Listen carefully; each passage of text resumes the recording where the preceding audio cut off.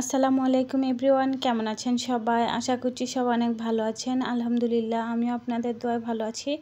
আজকে একটা নতুন ভিডিও নিয়ে রেসিপি ভিডিও নিয়ে চলে আসলাম আবারও আপনাদের মাঝে। আশা করছি স্কিপ না করে সম্পূর্ণ ভিডিওটা দেখে যাবেন। তো বন্ধুরা, এখানে আজকে আমি মটর পোলাও রেসিপি তো দেখাবো। মটর পোলাও রেসিপির জন্য এখানে আমি এরকম আলু মাঝখান দিয়ে দুই স্লাইস করে কেটে নিয়েছি বন্ধুরা। তো এই যে দেখছেন, আমি এটা ভেজে নেব প্রথমে, কারণ যে কোনোই আলু ভেজে মুরগির মাংস দিলে খেতে অন্যরকম টেস্টি হয়।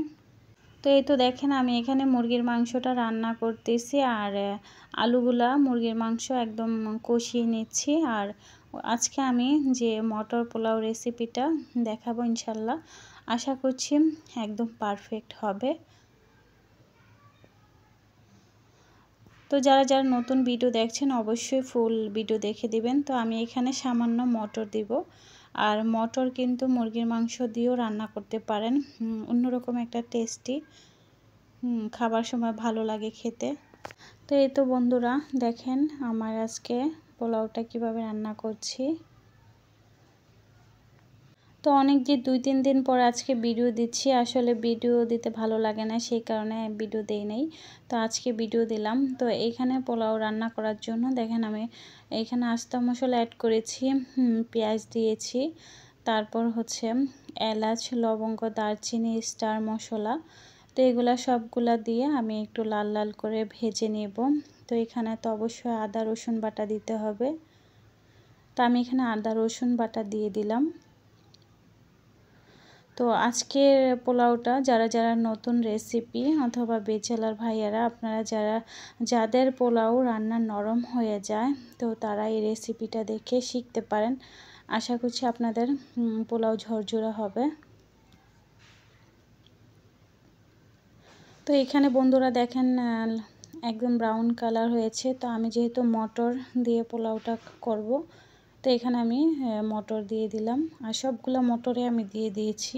যে অল্প রেখেছিলাম ওইটাও আমি কিন্তু এখানে অ্যাড করেছি, কারণ মটর পোলাও কিন্তু ভালো লাগে, যতই আপনারা পোলাওর মধ্যে মটর দিবেন ভালো লাগবে খেতে।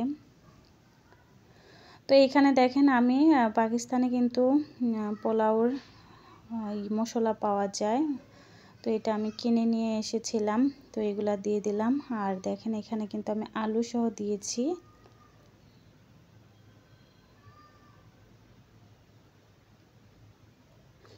অনেক আপুরা আছে ইউটিউবে অনেক সুন্দর সুন্দর রেসিপি করে, দেখে ভালো লাগে। অনেক আপুরা দেখি মাছ দিয়ে সিমের বিচি রেসিপিটা অনেক কালারফুল হয়।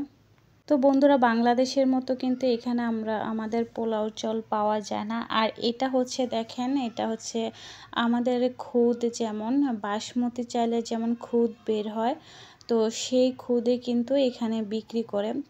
এটা খেতে কিন্তু একদম, যেহেতু বাসমতি চাল অবশ্যই তো ভালো লাগবে, অনেক ভালো লাগে খেতে। তো এইটার কেজিও কিন্তু 210 টাকা করে কেজি।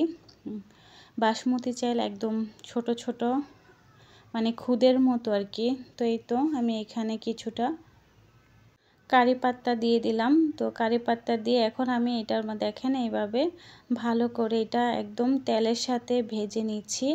আর এই চালটা যতই তেলের সাথে ভাজবেন ভাঙবে না। তো দেখেন এই তো ভাজা হয়ে গিয়েছে। তো এখন এর মধ্যে আমি গরম পানিতে পরিমাণ মতো দিয়ে দিব।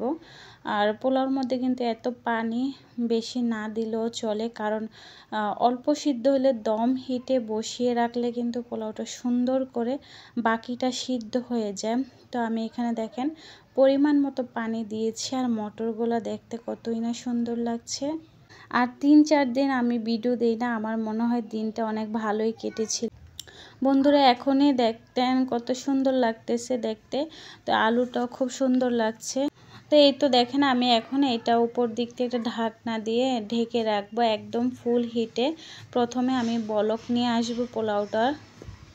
তো এই তো বন্ধুরা দেখেন আমি কাঁচামরিচ দিয়ে দিলাম। আপনারা যদি জাল খেতে চান কাঁচামরিচটা ফালি করেও দিতে পারেন। দেখেন এখনই কতটা কালারফুল লাগছে।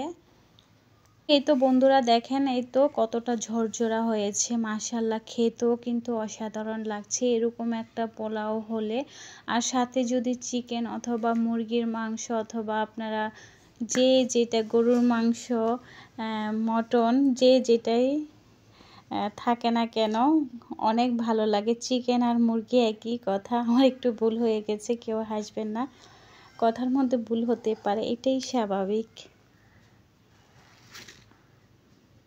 তো আপনাদেরকে আমি একটা প্লেটের মধ্যে বেড়ে দেখাচ্ছি যে কতটা লবণীয় হয়েছে বন্ধুরা। তো যারা যারা আজকে আমার রেসিপি দেখেছেন অবশ্যই আমার চ্যানেলটা সাবস্ক্রাইব করে দিবেন, পাশে থাকা বেল আইকনটা অন করে রাখবেন যেন ভিডিও ছাড়ার সাথে সাথে নোটিফিকেশন আপনাদের কাছে চলে যায়।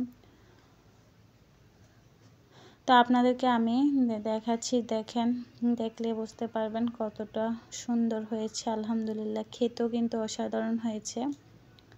এরকম পোলাওর মধ্যে কিন্তু রোস্ট হলে আরও অসাধারণ লাগে খেতে।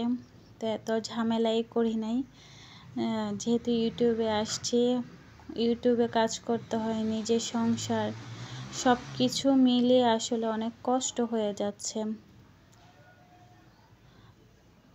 আর যদি ভিউ হতো তাহলে এত হয়তো বা কষ্ট হতো না। তো এই তো আজকের জন্য বিদায় নিচ্ছি। যারা যারা ধৈর্য সহকারে ভিডিও দেখেছেন সবাইকে অসংখ্য ধন্যবাদ। সবাই ভালো থাকবেন, সবাই সুস্থ থাকবেন। আসসালামু আলাইকুম ওয়া রাহমাতুল্লাহি ওয়া বারাকাতুহু।